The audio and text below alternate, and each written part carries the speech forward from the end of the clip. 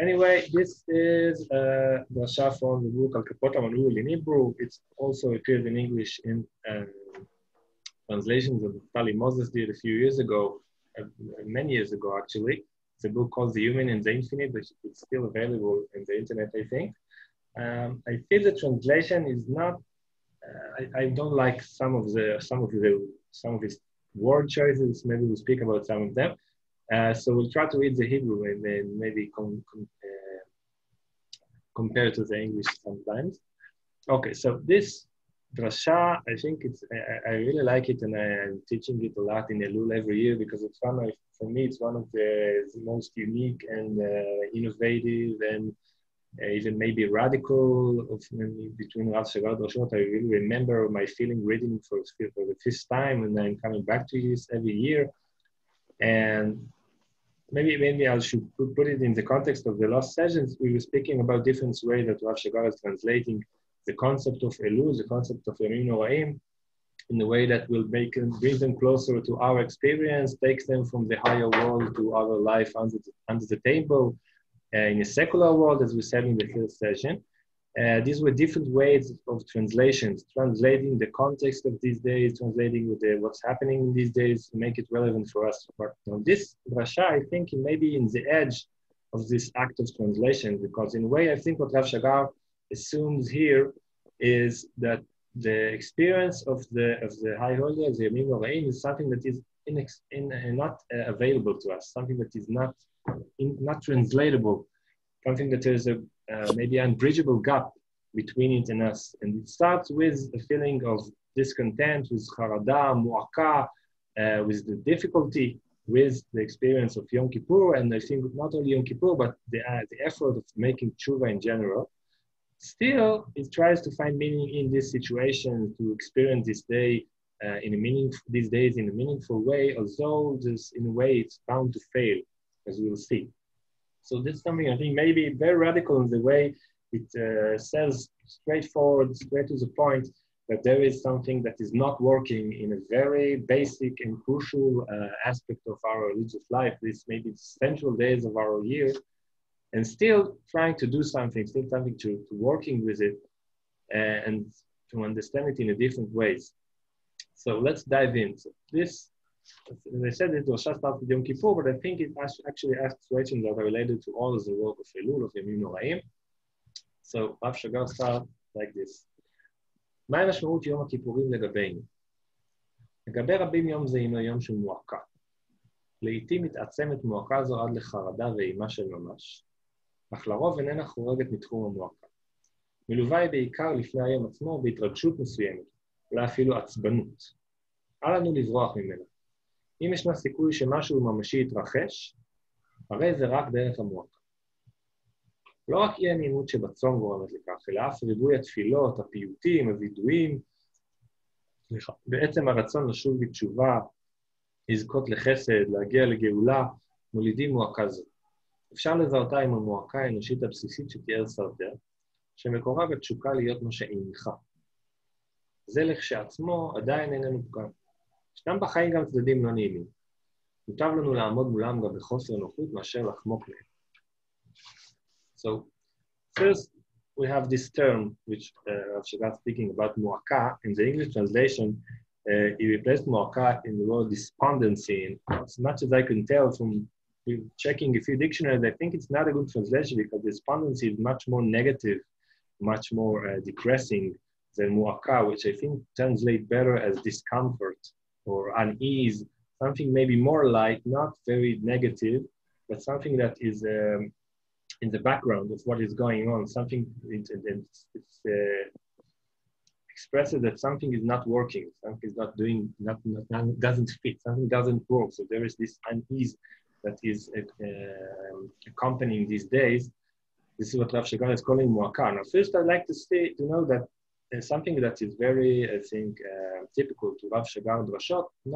I think here it's expressed more like more extremely and radically than other drashot. What Rav Shagar is looking when he's speaking about the holidays generally in his drashot, he's not beginning with the sources speaking about Yom Kippur, especially in this drasha. There are almost no sources, no Yom Kippur in the Torah, no Yom Kippur in Chazal. No. It starts with Yom Kippur as we experience it. Maya mashmahut Yom Kippurim legabeinu. And from there, we start to talk about Yom Kippur. Not Yom Kippur, the ideal Yom Kippur, how it should be, but Yom Kippur as it is. What are we feeling? What are our experiences? What we have in just 2 short paragraphs are a series of emotions that Yom Kippur, that are part of our experience of Yom Kippur. We're speaking about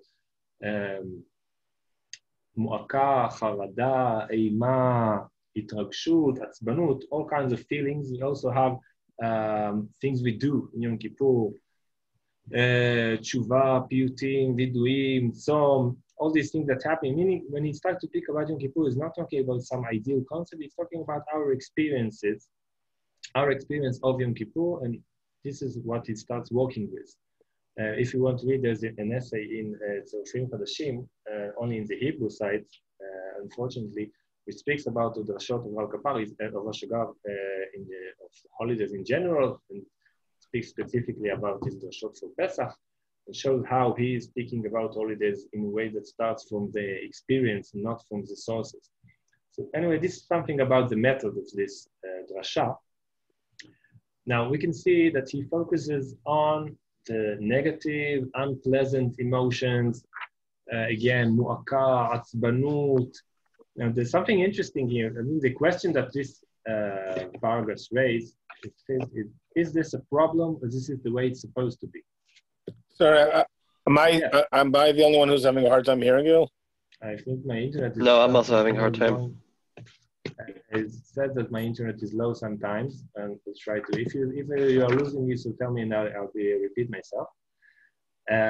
So what I was saying is, he's starting with a very, maybe even pessimistic, or maybe negative, a lot of bad, not uneasy emotions that are accompanying Yom Kippur.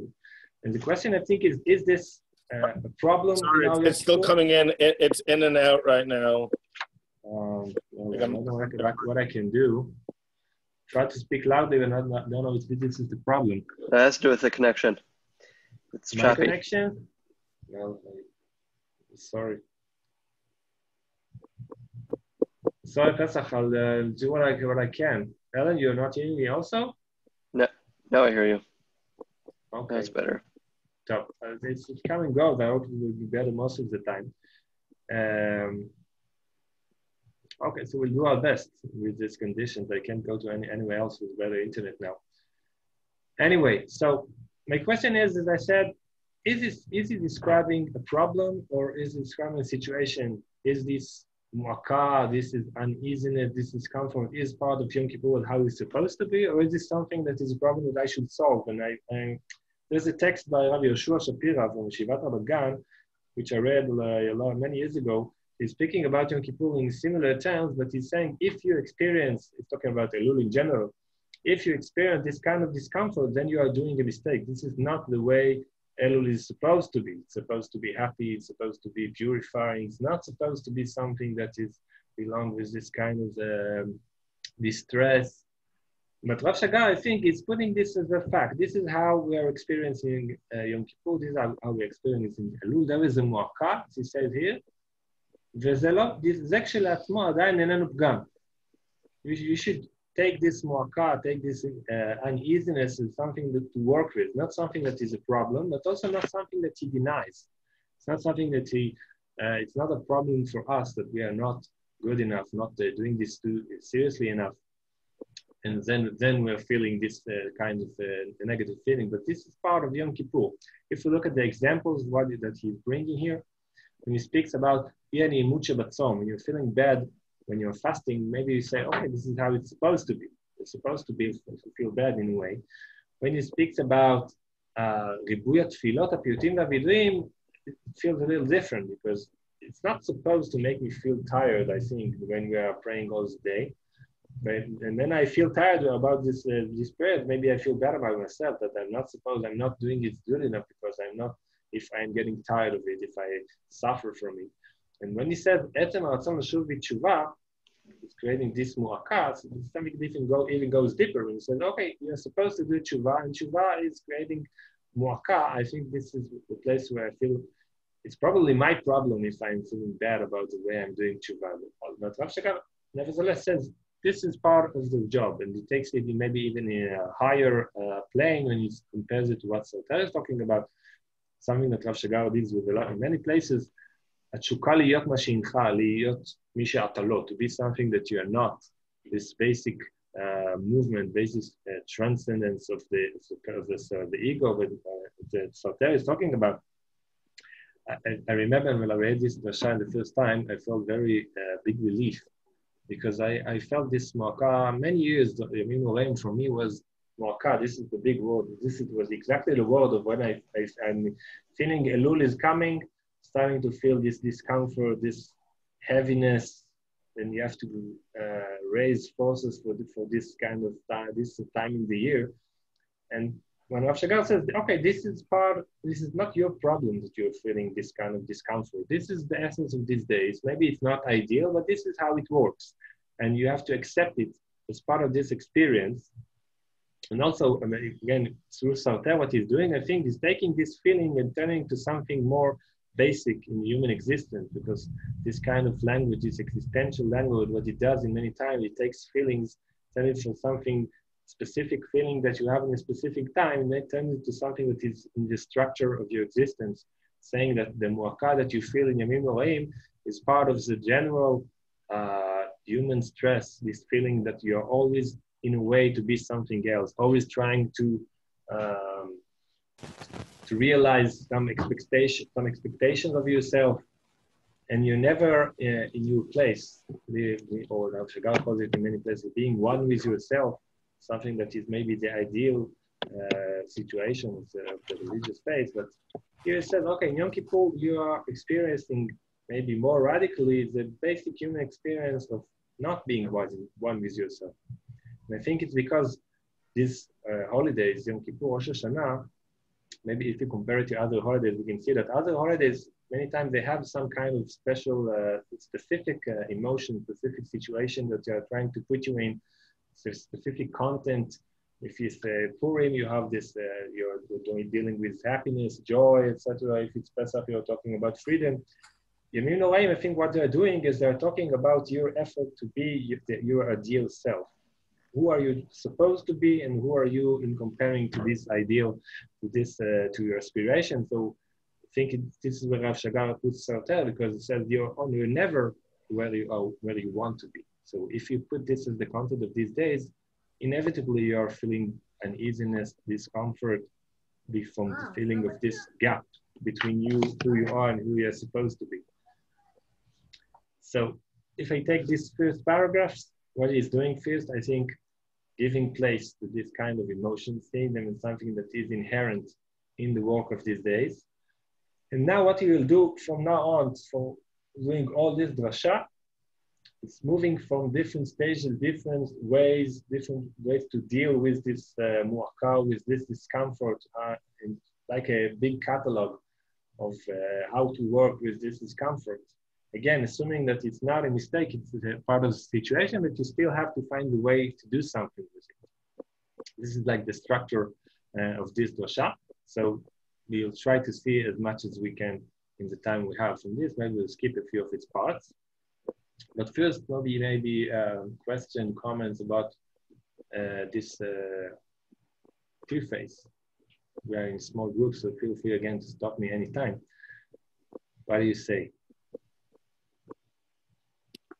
I guess I have a similar question that I've had sometimes before, in the sense that he I don't know. I mean, there's certain things that he says in general that I very much relate to, but certain, I mean, I don't know. It's like I feel like sometimes like he generalizes that like everyone is just not connecting and not connecting and not connecting. And again, maybe it's just me, but with a lot of tefillah, with a lot of religious experience, I do connect. And at moments when he sort of generalizes like that, I lose the connection just because it just, I mean, I get that people are there and just maybe I'm not the intended audience, but I just wonder sometimes whether he's making it bigger than it actually is for the average person. It's a question. I understand what she's saying. There is a generalization here. If it's bigger from the average, it's hard to calculate it, like statistically. So it's of course, it's a question of who is the audience he's thinking about, who does he think identify with the way he thinks. And I think also what, I don't know if it's intended, but what does his text open? In what way are they unique comparing to other texts? And here I think that he's doing something that nobody else does in putting these questions on the table. So for people who are identifying with it, there is a big chidush in it. I don't think you should feel as if he's demanding you to feel discomfort, like saying a metaphysical claim that a modern person cannot experience these days differently. I don't think this is the kind of claim. But there are different levels, I think. It's not, maybe it's too general what he says here, but some of the things he will say in the other parts of this drasha maybe will be more easier to connect. I think we should try. Right. Okay. Yes, anything else? I think what I said, when I said that this is some kind of relief from this drasha, there's also a demand, because if you feel that this discomfort is maybe your problem or it's the problem of Yom Kippur, so you're free to live with it. But if there's something here that demands you to do something with your discomfort and not just complaining about it, you have to do something with these feelings and take them somewhere. So there's also a kind of demand to live through your experience maybe in a more active way. So what does he want us to do with it? We'll read a few more paragraphs here. Yeter al ken. Why? Yes. Why is he assuming that discomfort is, especially that in the days of tshuva, that he's assuming that it's something strange? I mean, I guess it depends what type of discomfort you're talking about. Maybe there's discomfort in this fact that you don't think that these ways of tshuva or these rituals or things like that, the discomfort is a disconnect. But the discomfort in general, this idea of tshuva is charata and feeling bad, and all these things are part of. If that's what the service is, like using the word discomfort is very, it's a misleading word, because it could be talking about, when I read it, the first time, it wasn't, I didn't read it the way that you're reading it, in the sense, the discomfort of disconnect. You feel like you're, just the process is, a burden. I mean, the idea of discomfort is part of, becoming something that, more than yourself. So it's not like, it seems like, the way that you're presenting it is a discomfort in a sense of, disconnect, and like that you're not living up to the standards, as opposed to the discomfort of the process itself, which, that's how when I saw it. I'm reading this because I think this is what he's talking about in the next paragraph, but because he's speaking about tshuva as something that is, if I understand what you're offering, you can look at discomfort as a normal part of the process, because there is charata and you're regretting things and you're trying to change yourself. So that discomfort is embedded in this normal process when it succeeds.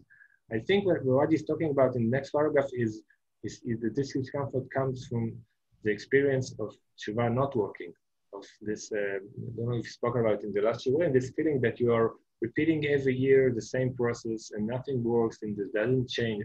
This part of it doesn't work. And that there is something that maybe is impossible in the demand of these days.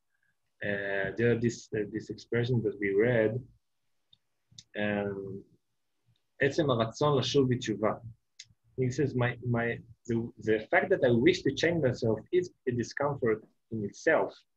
And I think if it's something that is always succeed, then I wouldn't feel this discomfort from the essence of this effort, because I would think that this is why he puts Sarta, because Sarta assumes that this is some kind of never-ending task, that you are never able to free yourself from it. You always wish to be something else than who you are. Maybe Elul is putting you in the center of this experience because it puts you in front of your expectations from yourself. Assuming that this is a never-ending effort, I think Rav Shagar is putting the discomfort in this situation and not in the process, as part of the normal process. But I think it's more and more expressed in the next paragraph, so it will be more clear. When we see the next paragraph, you see more, I think it's a good example of what he's talking about. Because here he is more critical about this first way of dealing with this discomfort. And he says, אצל מאמינים רבים, מזוהה מועקה זו כיראת שמיים, ועבודת השם יתברך עצמו. מידת העבודה כמידת המועקה. ובה היא לכלל ביטוי בעצבנות ובמתח, נרבים, כפי שהבריסקאים מכנים זאת, המלווה ימים אלה, במיוחד במניינים של בני תורה, תלמידי הישיבות, הרצון להתוודות ולהודות באשמה, להתחרט מלב נשבר, להגיע לכלל הכרעה אמיתית, יוצרים מתח זה. אך לרצות לפחד איננו הפחד עצמו, הוא רק מועקה. המאמץ לכך רק מבליט את מה שאינך. השאיפה הדתית הבסיסית לאחיזה במוחלט, להבטחה מלאה, מעצימה עצבנות זו, שהיא כאמור שאיפה לקפוץ על פער שספק אם ניתן לדלג עליו. כאמור, מזוהה תשוקה זו אצל דתיים רבים כעבודת השם הפנימית עצמה. הללו יבחלו בקלות הבלתי נסבלת של הקיום, יכנוע בעלבתיות, ויראו בה התחמקות מקבלת העול הדתית הרצינית. מצווה שלא תהיה מלווה במתח הזה, לא תחשב ביניהם כמצווה. מבחינתם, האלוקים מוטל בעולם כהכבדה, כעול בלתי ניתן למימוש, כחריגה על מה שלא אפשרי.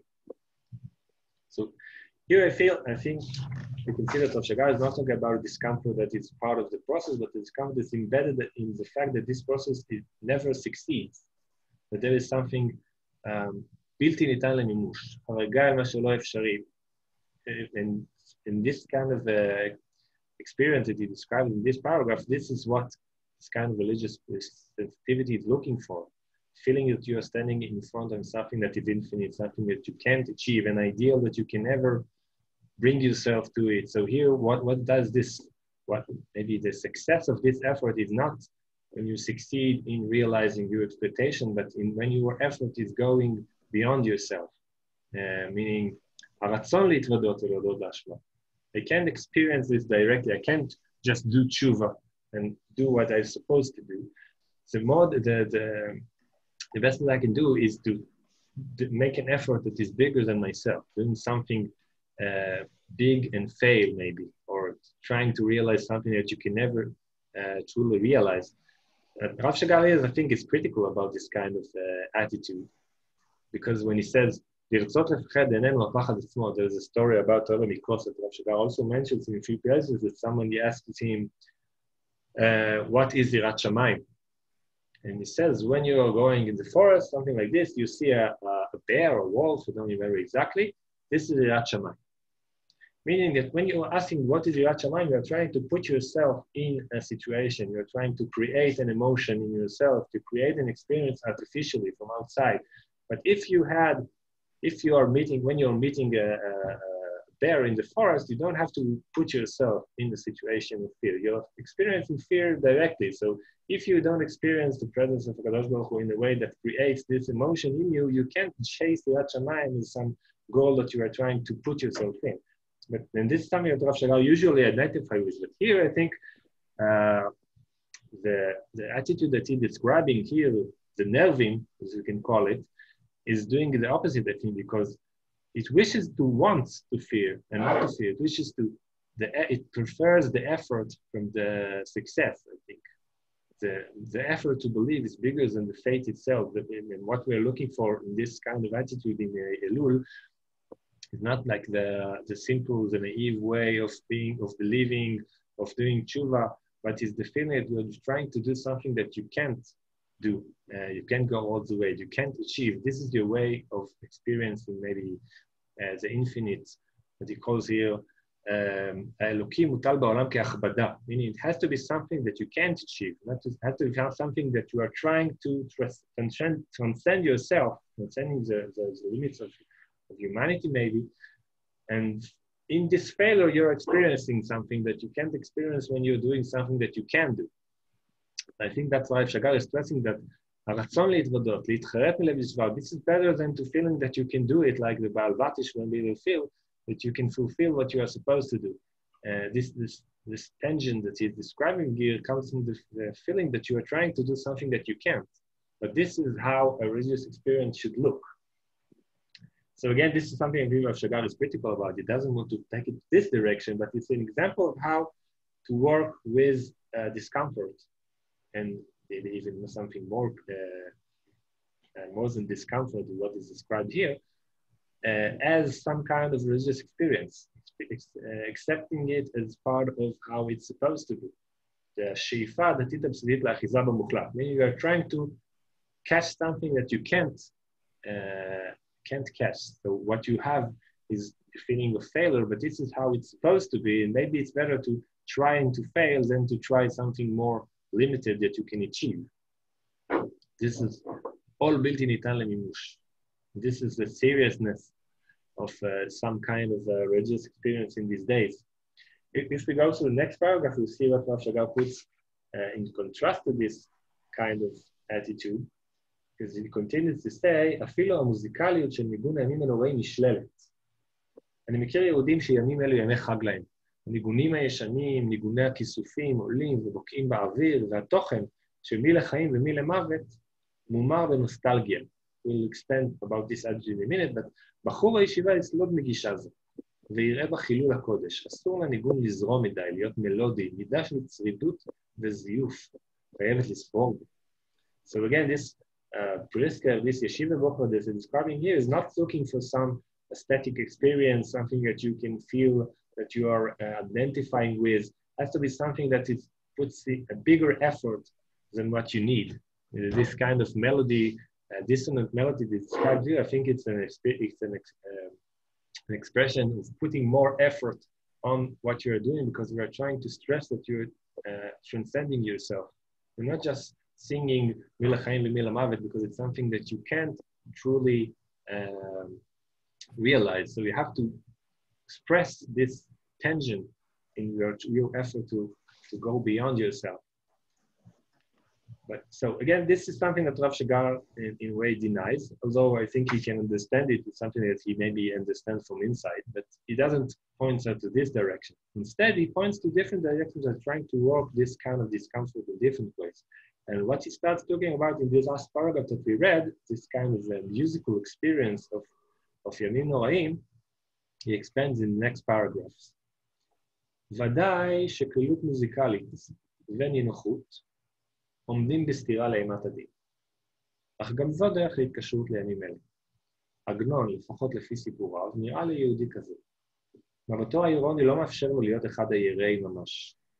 והוא מספיק פיקח להבחין במועלות של המתח וחוסר התוחלת שבו. אך מבטו זה לא חוסם לפניו את ההתקשרות עם היום.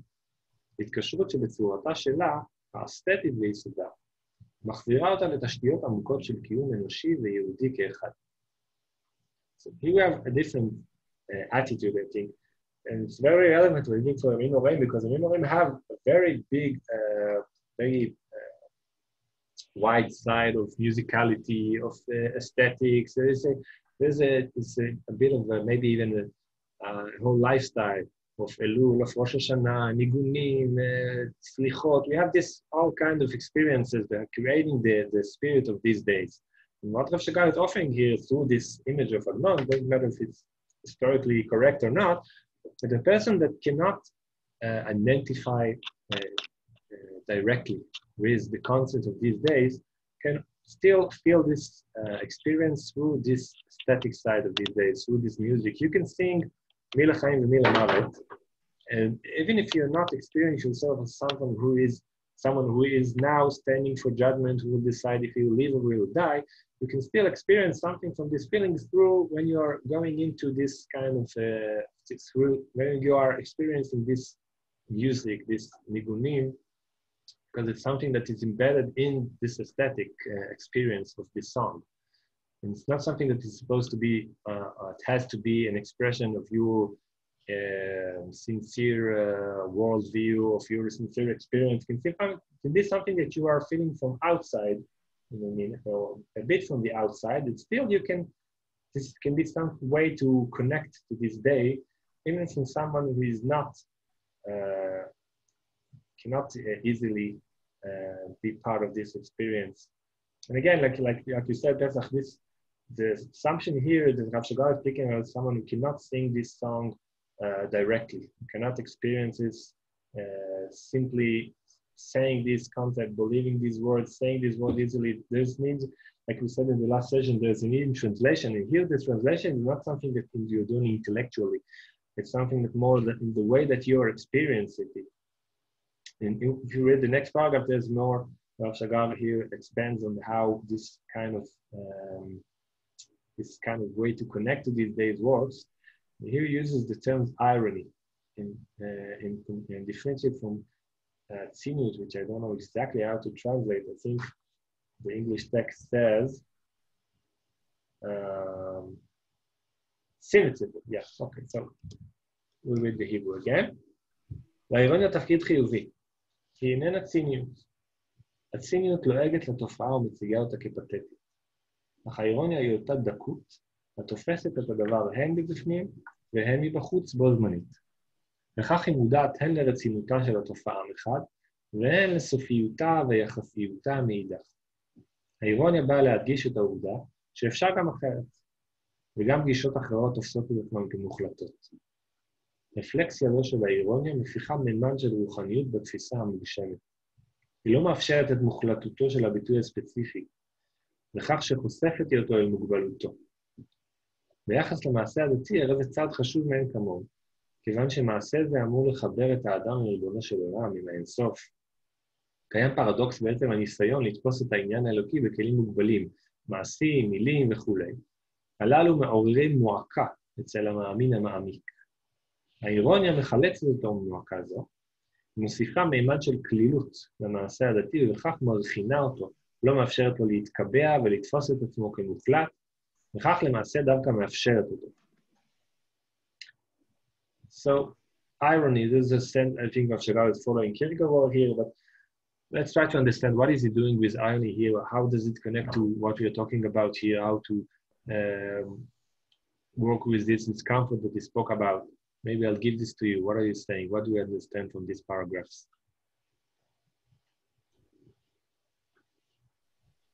Maybe try, do something with it.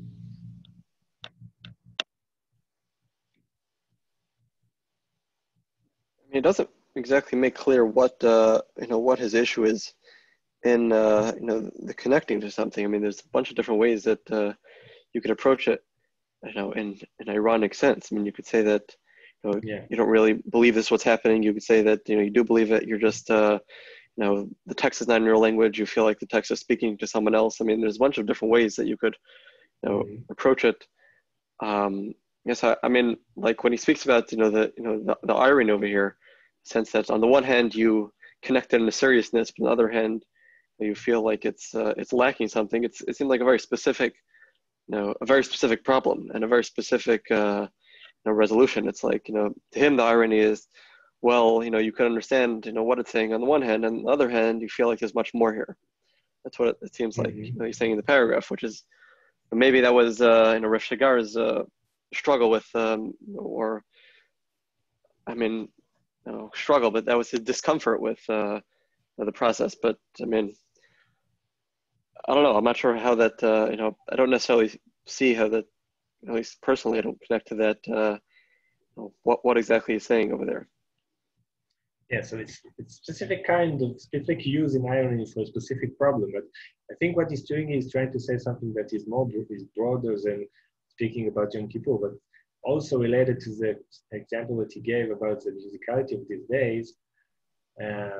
Maybe try to understand the structure of this irony that he's speaking here, because when he speaks about irony as something that is very important for the religious acts, for mitzvot, because there's this tension between what you are trying to achieve and the tools that you have, the kind of acts that you do, the kind of thoughts and concept that you have.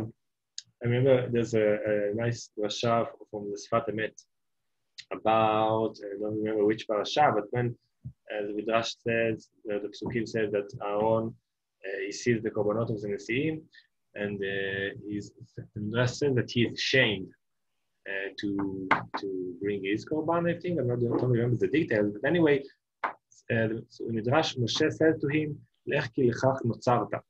He is ashamed, as he said, go, because this is what you were created for, to do what you are supposed to do. Anyway, what Sfat Emet is saying, because is that Moshe is saying to Aaron, because you are ashamed of what you are bringing, this is why you are why you should do it. Because, and he turns this to something more general. He says it also in other places that when you are doing a mitzvah, you have to feel that it's not enough, that it's not fulfilling what it's supposed to do. Because if you think that what you're doing is achieving its goal, then you are degrading the level of your religious work. You're supposed to see it's what is something that is trying to achieve the unachievable. So you have to do this dual. You have to have this dual consciousness. And on the one hand, doing this seriously and putting all the effort in and doing the best that you can. On the other hand, looking at it from the side and saying, okay, but it's not enough. It's impossible that this is the way to approach Hashem, because we are trying to approach something that is infinite in very finite vessels, as Rav Shagar is saying here. This is how we see irony, meaning I'm doing something, but I'm also looking at it from the side. And this kind of look from outside is putting it in a context, saying, okay, I'm now singing Mile Chaim, Mile Mavet. I'm going into this experience of these days, but I'm also looking at it from the side. That this look from the side, it doesn't see as my modern epicursus, my inability to believe, but something that is elevating this religious act of standing in judgment of Hashem, because it turns this document to something that is not confined in the specific definitions of how, if we take Rosh Hashanah simply. So I think what he's trying to do is to say your lack of faith in a way can be a chance, an opportunity for a bigger or wider religious experience if you can hold to this gentle equilibrium between cynicism and simple faith. Maybe if it will be, I don't think Rav Shagar has something general against simple faith, but usually he assumes that in the context that he's speaking about, it's not available. When it's not available, what you're trying to teach us, I think in this context, is not to be cynical, but to be able to do something even if you can't do it simply, and to see this kind of situation as something that creates maybe a better religious consciousness even.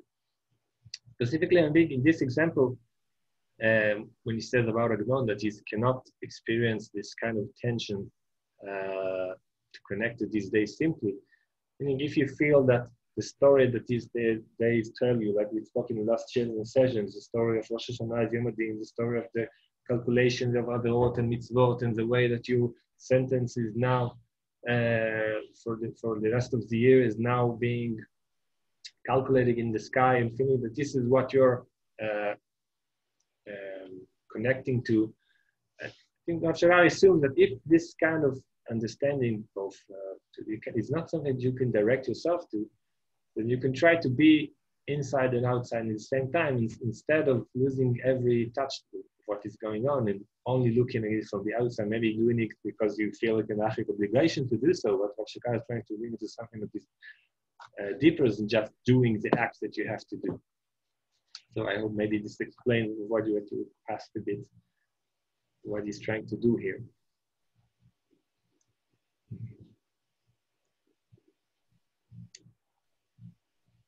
Anyway, this is, I think if you compare this irony to what was described in the last paragraph as nerving, these are two ways to deal with the impossibility of what we're trying to do in these days. And if the nerving, we're taking this impossibility like maybe seeing the feeling of this impossibility as like a revelation of a religious experience of doing something which is impossible, of putting more effort than you can realize, and this is the proof of how serious it is. Here, I think what he's trying to do is less, maybe less specific, less like not mocking with this impossible effort, but something more light, maybe more gentle. This impossibility is something that you accept, not something that you are trying to confront, like you're banging your head into the wall again and again. But the experience of the infinity maybe here is through this look from the outside and from the inside at the same time. I don't think I can describe it more better this time, but I think there's a different way to deal with this tension between the finite and the infinite in these two paragraphs. Rav Shagar prefers what the accompany is doing to what the Briskers are doing, but it's a matter of taste. You can still choose from these two options that he brings here. Also other options that we'll see when we read more of this drashot. So if you have any comments for this before we go on, because there's a lot to see here, but we'll try to move as we just sit your. So anything before we go on? There's a paragraph here. Maybe we'll skip it because we have time to see other things, but I invite you to read everything.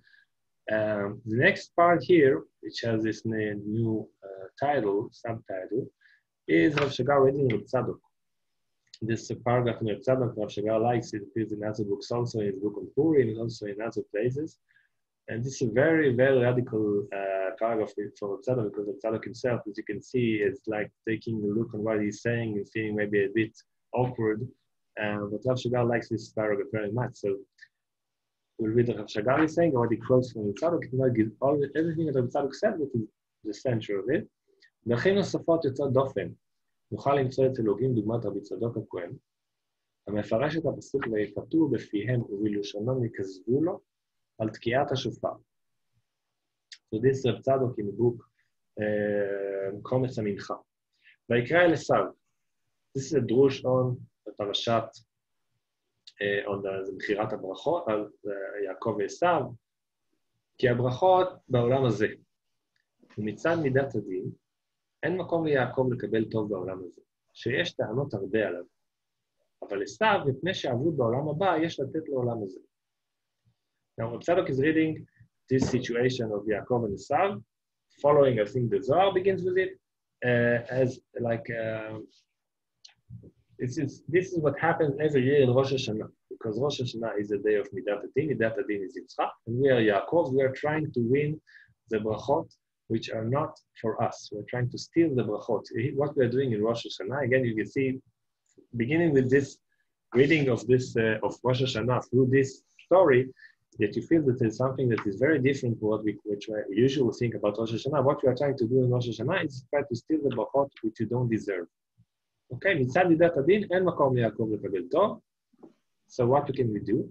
העצה על זה, בשופר מפתנו. This is an expression which appears in, I think, Yotzer or Yom Sheni של Rosh Hashanah. בשופר מפתנו also appears in the Midrash before. And this verb, pitui, what does it mean that the shofar is pitui? What will be the translation for pitui? I don't know, you can use seduction, but it's not, I don't think it's something sexual in here. I'm not sure exactly if this term goes for this direction in English. Anyway, it's not said pitui hu besheker. Pitui is when you are trying to create an image which is not true. ורוצה לומר, בעניין יעקב אבינו עליו השלום שכיחש למידת הדין. והיינו, כי מצד זה שמחשבת מידת הדין לתת לעשיו בעולם הזה, מצד זה יוכל גם יעקב לזכות בעולם הזה ברמאות. Meaning, Esav is supposed to receive these brachot, these blessings. If you want to get what you're trying to achieve in Rosh Hashanah, you have to act like Esav. Meaning, again, like the story, Yaakov has to try to wear Esav's clothes, to act like he is Esav. And we see what Rav Shagar is doing, and then another quote from Tzadok. המציאות של העולם הזה היא שקר שאי אפשר לחרוג ממנו. מוכתם הוא בישותו של העולם הזה עצמו. אלא מה נעשה שהקדוש ברוך הוא מעוניין להתפתות? אין לנו אלא להצטרף להצגה. תקיעת השופר הינה פיתויו של אלוקים, ויפתו בפיהם. העולם הזה לא מסוגל להגיע למימושה של התשוקה, ולכן זאת הדרך היחידה לאמת השקרית של העולם הזה. Again, Rav Shagar is maybe less understandable than Rav Tzadok, but we'll read a few more lines and then we try to open this up. אבל במקום מידת הדין הוא הפיתוי ברמאות. Yeah. אז אני לא משש... אני שואל שואל. אבל במקום מידת הדין הוא הפיתוי ברמאות והעלמת האמת שהוא מדרגת יעקב אבינו עליו השלום. כי העולם הזה הוא עלמא דשיקרא. וכל עורב למינו. לכן מצד המשפט השקר נוצח בו. אבל רק כאשר מגיע לו טוב מצד מידת המשפט. וזהו כשנראה הגלוי טוב. והדברים עמוקים, ואין כאן מקום להעריך, והשם הטוב יכפר אם לא בדעת דיברתי. So it's interesting that Tzadok himself trying to maybe takes a step back and saying, I don't know if I'm doing right, if when I'm saying these things, but this is made, as I said, maybe a very radical even for Tzadok, but it's not, you can still understand it on the background of what he's talking about in other places about tshuva, about Yamim No'im. We'll read another paragraph from Rav Shagar, then we try to speak about what's going on here.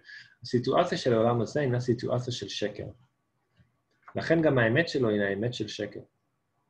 דרך שיעקב לנצח בדין, הינה באמצעות חיקוי של עשיו. רמאותו של עשיו איננה רמאות גסה ופשוטה כל עיקר, זוהי הונאה עצמית. עשיו מדבר בכנות מבחינתו, אך זוהי כנות במישור המודע, ולא כנות פנימית. הייאוש מהשקר הפנימי של העולם הזה גורם ליעקב לאמץ את כללי המשחק של עשיו, רק באופן זה יוכל לתפקד בעולם הזה.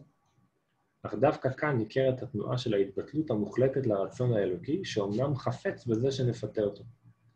מצדוק מביא את דברי חז"ל בשופר עפתנו, ומפרשם כעבודה חסרת כנות פנימית, כי עשיו המראה עצמו נגלה טוב ומעלים חטאיו.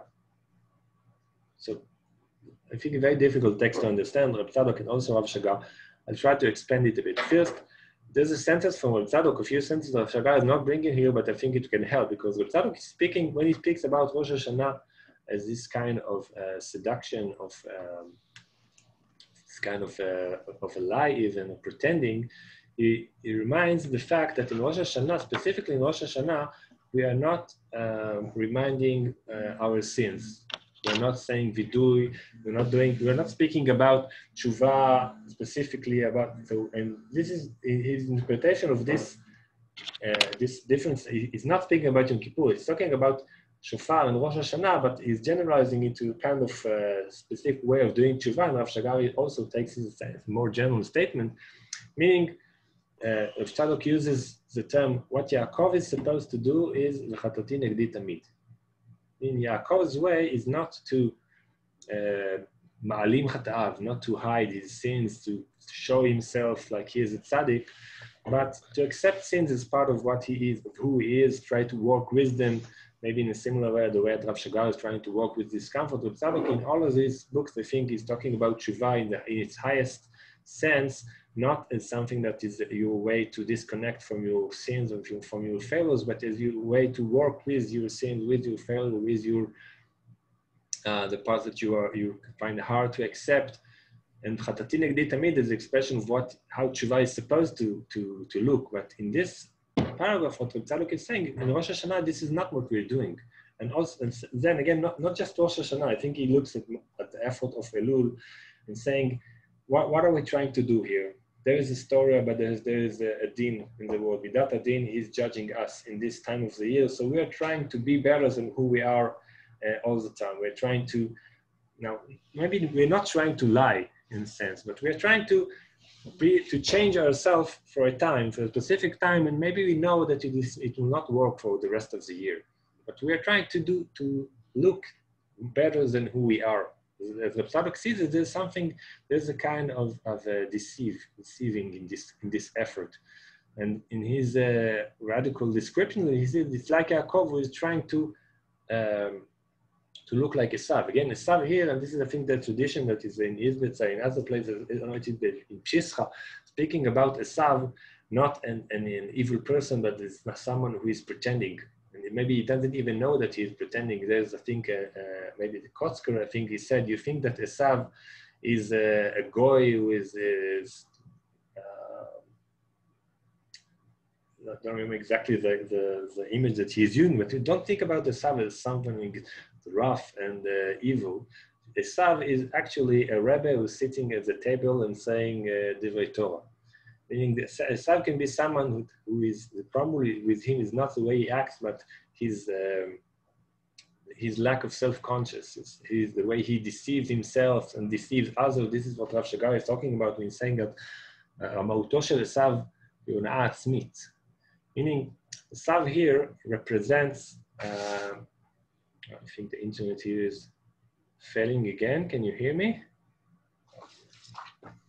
You're a little choppy for a little bit. Okay, let's roll a second, see that if it goes better.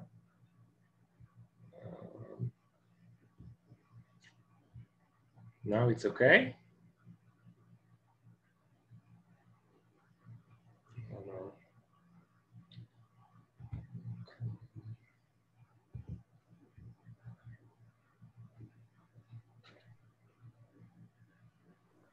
I lost you.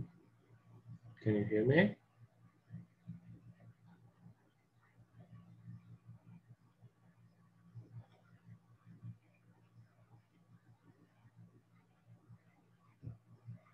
Ellen, Yasach? Can you hear me now? Yeah, now it's better.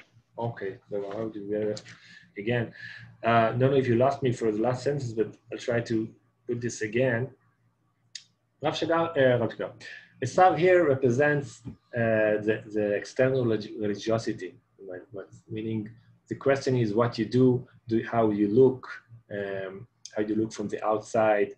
And I think Rav here and also in other places, he sees all this effort of tshuva in its simple understanding as something that is not convincing, because the whole concept of this effort of this Yamin for him is something that is maybe a bit shallow, a bit external. It pushes you to some kind of pretending, because it assumes that you can change yourself through a conscious decision, and it assumes that there is a radical difference between good and bad, averot and mitzvot, and it's something that you can decide to stop doing averot, to start being a better person. Tzadok doesn't believe that that it works this way. He believes that good and bad are always connected, always mixed together. He believes that you can reach to, that you should, as I said, you should accept yourself with your failures and not try to get rid of them, because sometimes you have to work through them to go to a higher good, maybe than the good that is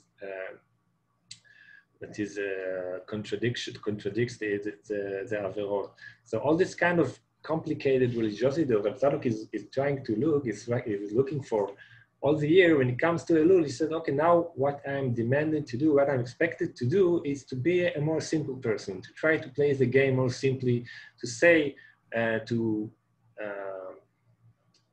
say that I'm trying to change myself, to try to believe that I'm changing myself, even though I know from last year's experience that it will not work, and there are things that I could never change. And still, I'm expected to play this game. What Rav Tzadok is doing, and what Rav Shagar, I think, take it from Rav Tzadok, that you can, putting this kind of discussion in a more external aspect of our religious life, meaning this is some kind, there is a kind of in a sense, there's a deceit in this kind of, in these rules. And these are the rules of our Olam Hazeh. When he says, Olam Hazeh, Alma de Shikra, meaning don't try to take the work of Rosh Hashanah, of Elul, as an image of how a religious life should look. This is some kind of external game that you have to play, but there is a place that you, maybe the higher religious place in your life is not this kind of place. This is the place that Rav Tzadok will expand in other places. And for him, it's important for you to take a step back from these days and not identifying yourself with it totally, because there's a price to playing this game in this simple way. This is something I think very surprising to see a text like this, because generally what it does, it just takes you away from Rosh Hashanah instead of putting you inside and trying to help you identify with, again, like we saw Rav Shagar doing in other places, how to identify with this kind, with the effort of these days. Here is saying, you don't try to identify with, this is some kind of game that you have to play. And again, Rav Tzadok and Rav Shagar does not expand what is the meaning of this effort. We can try to answer this in different ways, but the main message here is that you don't have to identify with this effort. You can take a step back and feel that your meeting with Hashem, your encounter with Hashem is happening in other places, and not in this kind of religious consciousness, which you feel that there's something artificial about it. I'd like to hear what you think about it, if it's understood, if it's something that you can connect to. What do you say?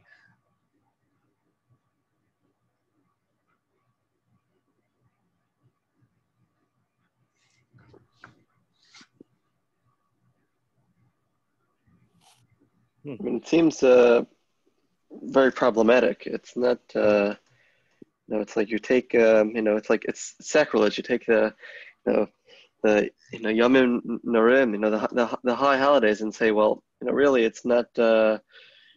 What's going on there is something which is, it's not the real. It's this big fake. It's a game that you play, but you don't really think that that's how things should be done. it's unclear. Like obviously, this has to be put into a much larger context about what you believe, what things should be done. But it's it's interesting that in this type of context, the best you could do with these days is say that they're anomalies and they're not something which we affirm with in a positive. It's like it just seems very strange. Like that's the best we could do. It's like the world is much more nuanced than we could, and we would like to. The picture that we're given, and therefore the best we could do with these things is sort of make them into whatever. This the sheker. I mean, it's very unclear what exactly. Obviously, this is a larger context, but it doesn't seem very. I don't know. It seems like it's missing. Yeah, there's a lot of context missing, of course, and I think because this is kind of this paragraph, although this, in a way, it's almost everything that Tzadok is saying in this context, but I think it's more understood in its general context. But if I try to give it a little more, what you said when first, I thought maybe we try to understand a bit what this kind of lie is doing. I mean, what is the meaning of this game, of playing this game? But maybe before, I think what you said, that in a way, this is a mirror image of what is happening. If you are trying to take Rosh Hashanah and Elul seriously, what Rabbi Shagar assumes that generally what is happening the rest of the year doesn't look like it. So the question maybe should be, when are you acting in Elul or in the rest of the year? If there's generally there's a difference between the way you act around Rosh Hashanah and the way you act in the rest of the year. So I remember I saw someone who said, it's not pretending because this is the true self. Who you are in Rosh Hashanah and Yom Kippur, this is your true self. And the rest of the year is something external. You're living you're going down out of yourself to some external image of you. But I think Tzadok is taking the opposite stance, but in a way they are both using the same assumption that Elul and Rosh Hashanah are always different from the rest of the year. And so the way you arrange this difference depends on who you are identifying with your ideal self that you are trying to present in Elul and in Rosh Hashanah and Yom Kippur when you're studying for judgment, or your unideal self, your your existence in the rest of the year. And Tzadok, I think he thinks it's more easy to identify with who you are in the rest of the year because he feels that there is something artificial in this effort. So I think the first step for him is to say, this is not the way this is not my Avodat Hashem, to be perfect. This is something that Tzadok, I think generally what he's doing is trying to work with the imperfections. And I said it's so why the question how you do it, but again, he feels when you are trying to present yourself as perfect, you are missing something. And Tzadok always prefers the Baal Tshuva and the Tzaddik Gamur. So this is kind of this concept show of what he's looking for in his religious world. So when he sees Rosh Hashanah, he's feeling, I'm trying to change myself in a way to trying to look like Tzaddik Gamur, but it can't be true because I know it doesn't work. So what is the meaning of this time? You can see it in different ways. Tzadok, again, it doesn't expand on it very much, except saying this is the rules of this world. Again, you can try to understand, I think, what is this world that works with this rule? What is the meaning of doing this kind of, what does Rosh Hashanah does, realistically, in our world, although it doesn't work, doesn't change us, definitely is, but maybe you can say there is still value in confronting this kind of thinking once in a year, in thinking in terms of averot and mitzvot, in thinking about trying to do an effort. Just maybe we'll see that in the next paragraph, Rav Shagar is giving this some kind of value or meaning, although in a way it's artificial because it doesn't change me deeply, it doesn't change me, it doesn't do anything that it's not changing in a way that doesn't go back to where I was maybe a week, maybe a month after it's over. But it still does something. Now, what Tzadok is using very harsh terms. He's speaking about sheker. Usually we think that sheker has no meaning, but when the sheker is the way the world works, so it has a bigger, so it's more meaningful. It's not just something that you do to lie to somebody else. It's something that is part of the, Rav Shagar is calling this is the the rules of this world. And in this world, I think not just it's the religious world, meaning the religious world has the halacha, as the machshava, has something, some external, simplistic worldview that is expressed in it. And this is some kind of game that you're playing, even when you have other religious aspirations where you have to express in different places. But I understand it's a very big question. I think, again, what this kind of, in the concept, in the context of this drasha, this discomfort here is relieved in a way that you can put it aside. You don't have to find meaning in it because it's part of a bigger question of the when you're saying this is what is Alma de Shikra. I don't know why it's Alma de Shikra, but this is what it is. And what I'm gaining from this kind of understanding is that my inner experience, my outer experience that is not aligned with the work of these days, I can keep it as true and not being confronted with it as something that these days are going against. Meaning if I'm feeling that my work is Chatati Negdi Tamid, that I have to accept myself with my sins, then I can keep this place away from what is going on in Rosh Hashanah. I think what Rabbi Tzadok is trying to do mainly, because it's not creating here a general theory of the relation between these two worldviews. Yes, Pesach, you were trying to say something before. I'm okay now. Okay. So there's a lot to expand here, but maybe we'll take the next paragraph. It will add something to the understanding of what is going on here, because here Rav Shagar is doing like a turn to a different place, but I think it relates to what he said here. גם בשגרה הדתית מגיעות ההתפייסות והטהרה. לרוב עם הריקוד של השנה הבאה בירושלים בצאת הצום. וידועים סיפורים על גדולי ישראל, דוגמת החתם סופר, שלא היו לימים טובים מימים אלו שבין כיפור לסוכות. לעצבנות, לצעקה ואף לאימה ערך קתרזיסי, מטהר. דעקה, זמן זה פס ועובר לו, התואר פג, הפיוס נעלם, חוזרים אנו לימי חולין אשר אין חפץ בהם. לכל המאוחר במוצאי שמחת תורה. ועדיין הכיסופים לחיים טובים, לגאולה ופיוס, לא באו לכלל סיפוקם. אך אל לנו עקב כך לזלזל בחשיבותו של התהליך שעברנו. מורי ורבי רב שלמה פישר שליטה המשיל זאת לכביסה. הבגד התלכלך שוב. האם נימנע משום כך לחפשו שוב ושוב? So I think the relation between these two paragraphs of what we read from Rav Tzadok is interesting, because here there's something I think that is kind of this metaphor that Rav Shagar using, how he described this timeline.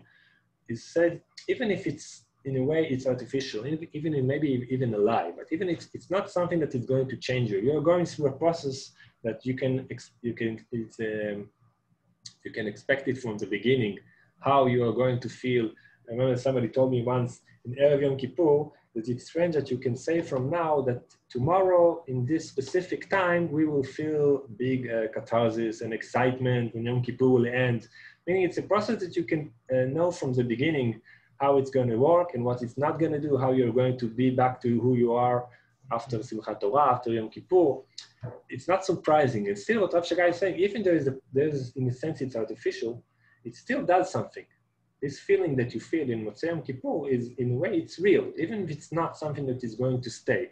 This metaphor of laundry, I think, tries to see that this circle, not as something that is Sisyphic, that it puts the meaning out of it, but this is how we live. We are going through this effort to be a better person, to change ourselves, and we are going back to who we are, but it does something, it creates this kind of experience. I think maybe this kind of metaphor explains the meaning of this Alma de Shikra, meaning if you are a kotzker, like Rav Tzadok, he's saying if it doesn't change me, if it's not real, if it doesn't stay forever, then it's checker, it's a lie. And so Rav Tzadok uses a lot the term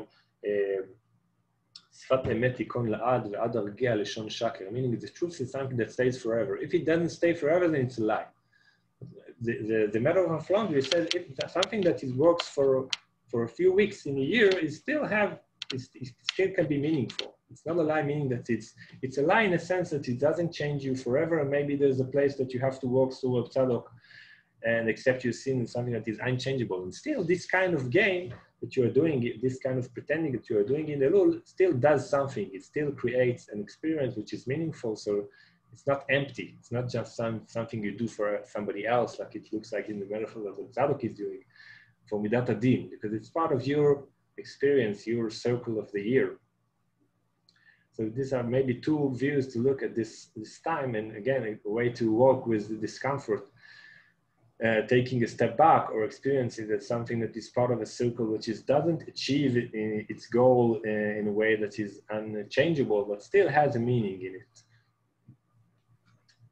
Okay, so we've gone too far in our time, but I'll try to just grasp a few of the sentences from the last paragraph, which is maybe even the top of this discussion, which we're talking about Hameret HaKadosh, the holy rebellion here, because there are a few sentences which are very beautiful or very typical to Rav Shagar. So I just take a few lines and we'll try to conclude. בכל זאת, לפעמים זוכים לנו להגיע בימים הנוראים לבכי של ממש, לכאב לב, אפילו לחמלה וחסד. אך זה איננו בכי של מצווה וגם לא רחמים מהספרים. כלפי אליי, meaning the opposite, השער היחיד לבכי זה, ולרחמים אלו, הינו המרד.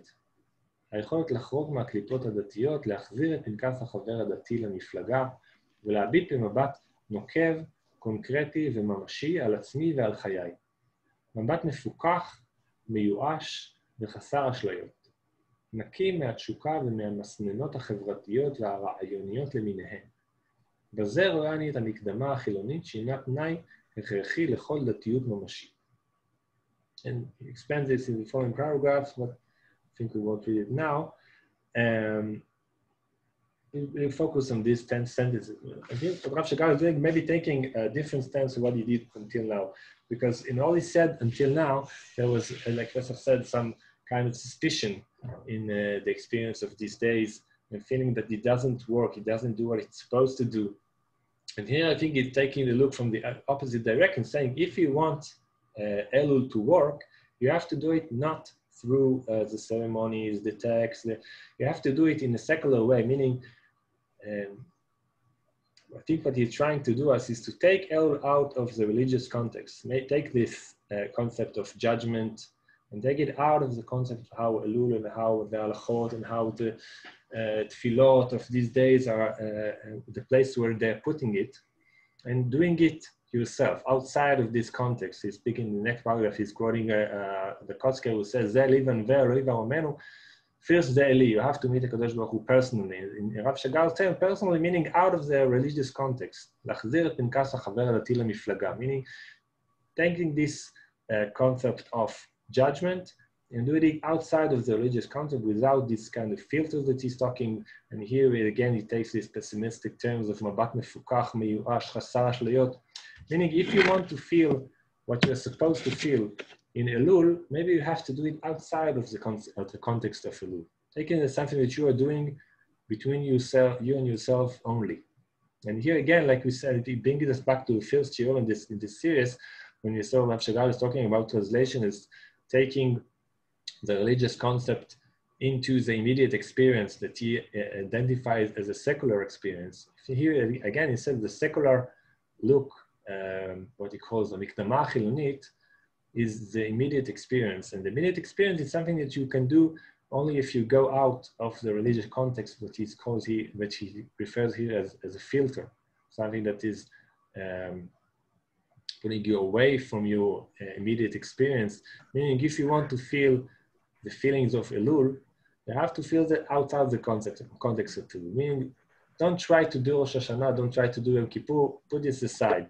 Again, as I said, it's at the edge of the translation we spoke about in the Shurim, because here I think Rav Shagar is giving up translation in the way he's not trying to give meaning to the religious concept, to the religious ceremonies of this day, but saying if you want it to work, you have to give up these ceremonies, doing it yourself, accepting this effort as something that you can do. And then maybe you can feel real בכי של ממש, כאב לב, חמלה וחסד, all the things that should happen, are supposed to happen in Yamim Noraim for Rav Shagar. Again, he's taking the extreme end here and saying, if you want it to happen, you have to do it outside of the synagogue, outside of the work of these days.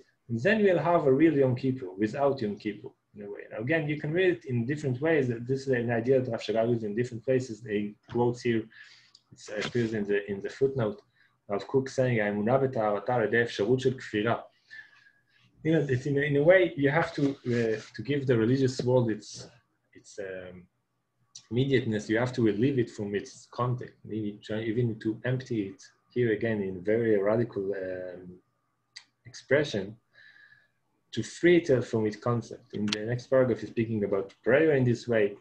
Again, this is like some kind of a hint, not something that is totally understandable maybe, but taking this context of what we're doing in this shiurim, what he's doing in this drashot to the end, and saying, when it doesn't work, when you can't translate, when you can't experience, when this kind of religious ceremonies, this kind of religious concept don't do what you're supposed to do, maybe you can try to do it outside of the context. And then you will have a real judgment, then you have a real chemla. All these concepts that are supposed to receive their meaning inside the religious context can receive a different meaning outside of this context, inside. And for Rav Shagar, it's enough. If it happens, then this is fate. Maybe I read the last sentence of this drasha, speaking about the prayer that Rabbi Nachman is talking about. We'll not read all this paragraph. He says, אני משחררת את האדם מהמועקה הדתית עצמה, אך בכך זוכה לאמונה מדרג גבוה יותר, לאמונה ממשית ולגאולה. Meaning the faith can be achieved sometimes when it frees himself from the context that it is related in the beginning, the religious context, religious ceremonies. Again, doing Elul without Elul, doing Rosh Hashanah without Rosh Hashanah can be a way to experience it in a way that maybe we can never achieve in the traditional context. So again, like Pesach said at the beginning, this is something that Rav Shagar is assuming a very unbridgeable gap, as I said in the beginning, between us and the experience of these days. And maybe we can say that it's not our experience, maybe it's a too wide generalization to speak about our inability to experience these days in general. But again, it's an opportunity. It's something that's like more, I think he's offering something. And maybe it's something that we can try in a specific context if you don't want to take it too generally. There is an opportunity, there is a possibility to experience these days out of the religious context, and then they can maybe reach, maybe they can, and we can achieve the experience that maybe the sincere experience that we are supposed to feel. Maybe many times we don't achieve it in the religious or halachic context that it's placed in. So this is a way of concluding what we try to do in this shiurim, to try to approach Rav Shagar through his writing about Elul. I think he touched a few of the basic ideas which I experienced as unique for Rav Shagar. Of course, there's a lot to expand, but this is where we'll stop. Maybe after the Chagim, we'll see, maybe try to renew this kind of learning together. We'll see what the plans will be, so be in touch. And I'd like to hear you a bit before we finish about this, about the series in general. I'm happy to hear you. Yeah.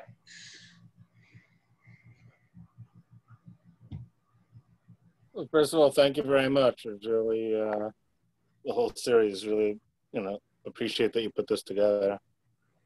Mm-hmm. Great, thank you. I mean, I guess my own, I guess the only thing that I didn't, that I felt, and I still feel like with Rav Shagar is that, I told you like the shiurim on Gemara, on brachot and shvi'it, and the shiurim on breath love. There's certain things that I connect with very, very strongly, and then other times I feel like he's giving such a personal experience that just isn't my experience. In other words, like as I said, like all the time, whatever it is that I struggle with, like, Yom Kippur is not it, so I'm just saying, like, I think it's, there was like a while where I thought like I just didn't connect with Rav Shagar, and then I realized a lot of it is just, it depends like who's writing it and who's teaching it and from which era, and that it's just, there's so many different things. Yeah, different Rav Shagars. I think it's true. It's something that you can see. I mean, from my experience of meeting different students of Rav Shagar from along the years, sometimes you feel like they're talking about a different person. And not only it's different phases that he gone through, or maybe different people just see different things in him, depending on their point of view. There's sometimes dispute between the Talmidim, which are bigger than what you see between Rav Shagar and other persons. But I think anyone can take what is good for him. It's not, as I said, it's not a theory about the true nature of religious faith. It's something that is more like something he's offering us. We can take or use whenever we need it. Yes, more. Also, thank you for these series. They've been excellent. Again, like from all these different shiur or Shagar in general, like there's like something, there's this aura of confusion in a sense, because on the one hand, there's this call to, it seems like there's like this deep, antinomian call, and the very personal, religious experience, and in a sense, like he's, the thrust of a lot of things are that obviously, structures created, by different times, maybe different people, they're not going to be able to encapsulate he likes to talk about the modern, the postmodern person. It's not going to be able to talk to him. But then, I mean, my impression is, and I'm not sure, maybe I'm wrong about this, because there's always the question about, when I visit the yeshiva, there's the question about what, how does Rav Shagar look at, the structure? What is the structure doing? And, from one of the, one of the, the people in the yeshiva, they were saying over Shagar's example of, looking at it as his house.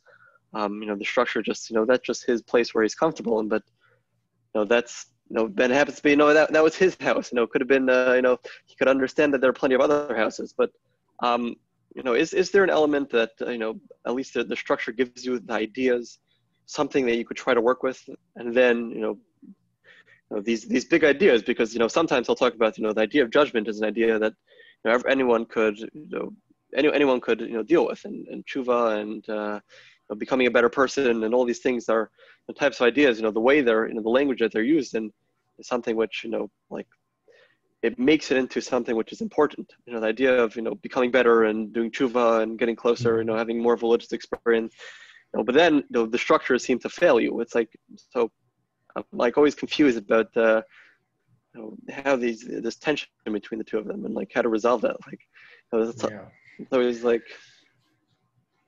yeah, I think they described it well, and I don't think I can answer all these questions now, but I think that again, maybe I'll start with this word antinomian that you use. I think what we saw in this shiurim, for example, is not antinomian in the sense that it's not going against the nomos, against the law, against the structure, as you said. It's more against the worldview that is supposed to be beyond them, that is supposed to give them their basis. And Rav Shagar is dealing in his radical worldview is not going against the structure, but against, again, the worldview, the ideas that behind it. I think, so this tension that you said between the structure and the ideas, I think it comes because what he's trying to do is to preserve the structure based on different ideas, different worldviews. So I think his effort is mainly directed to how to remain orthodox in my lifestyle, because this is my house, as he said, how to preserve the structure. Although what is supposed to be the basis for this kind of lifestyle is something that he generally feels that he cannot relate to, cannot be convinced by, cannot teach it, cannot preserve it. So not sure if he touched everything that you asked, but I think this tensions comes from when you think, like for your example, when he says, this is my house, and I know that there are other houses, like we say here but in this paragraph about the irony, that the irony acknowledges that there are other possibilities. This is something that Rav Shagar repeats, and in a way, this is a way of trying to explain this structure in a different way, not seeing it as the only possibility, but seeing it as something you could do differently. And then you can think what is maybe the benefit of doing this, speaking about, again, about tshuva through this kind of structure. What is the benefit? What are you achieving?